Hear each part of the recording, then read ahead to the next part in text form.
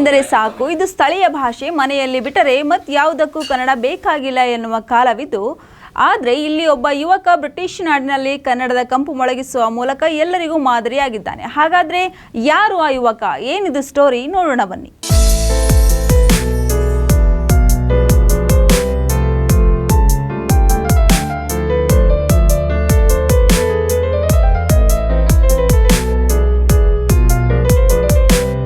ಬ್ರಿಟಿಷರ ನಾಡಿನಲ್ಲಿ ಕನ್ನಡದ ಕಂಪು ಮೊಳಗಿಸಿದ ಯುವಕ. ಲಂಡನ್ ಯೂತ್ ಕೌನ್ಸಿಲ್ನಲ್ಲಿ ಆದಿಶ್ ವಾಲಿ ಅಬ್ಬರದ ಭಾಷಣ.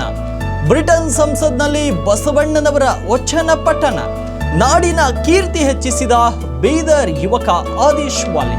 ಎಸ್, ಕಳೆದ 1 ವರ್ಷದ ಹಿಂದೆ ನಮ್ಮ ಕರ್ನಾಟಕದ ಹುಡುಗ ಆದಿಶ್ ರಜನೀಶ್ ವಾಲಿಗೆ ಕನ್ನಡ ನಾಡಿನ ಮೇಲಿರುವ ಪ್ರೀತಿ, ಅಭಿಮಾನ ಕರುನಾಡಿನ ನಮ್ಮೆಲ್ಲರಿಗೂ ಭಾವುಕರಾಗಿಸಿತ್ತು. ಬೀದರ್ ಜಿಲ್ಲೆಯ ಈ ಯುವಕ ಸಿಟಿ ಯೂನಿವರ್ಸಿಟಿ ಆಫ್ ಲಂಡನ್ನ ಬೇಸ್ ಸ್ಕೂಲ್ ಆಫ್ ಮ್ಯಾನೇಜ್ಮೆಂಟ್ನಿಂದ ಮಾಸ್ಟರ್ಸ್ ಪದವಿ ಪಡೆದಿದ್ದು, ಪದವಿಯನ್ನ ಸ್ವೀಕರಿಸುವ ಸಂದರ್ಭದಲ್ಲಿ ಅಂದರೆ ಘಟಿಕೋತ್ಸವ ಸಂದರ್ಭದಲ್ಲಿ ಮೊದಲು ಕನ್ನಡ ನಾಡಿನ ಬಾವುಟ 2 ಕೈಗಳಿಂದ ಎತ್ತಿ ಹಿಡಿದು ಆಮೇಲೆ ಸರ್ಟಿಫಿಕೇಟ್ ಸ್ವೀಕರಿಸಿ ನಮ್ಮೆಲ್ಲರ ಮನಸ್ಸು ಗೆದ್ದಿದ್ರು.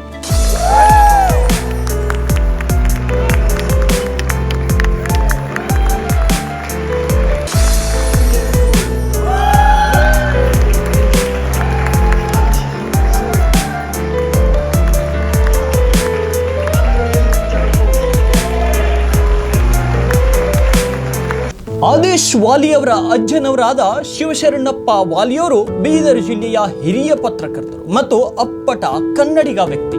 ಬಾಲ್ಯದಿಂದಲೇ ಅವರ ಕನ್ನಡಾಭಿಮಾನವನ್ನ ಕಣ್ಣಾರೆ ಕಂಡ ಯುವಕ ಇವಾಗ ಮತ್ತೆ ಕನ್ನಡದ ವಿಷಯದಲ್ಲಿ ಸುದ್ದಿಯಲ್ಲಿರುವುದು ನಮ್ಮೆಲ್ಲರಿಗೂ ಸಂತಸ ತರುತ್ತಿದೆ.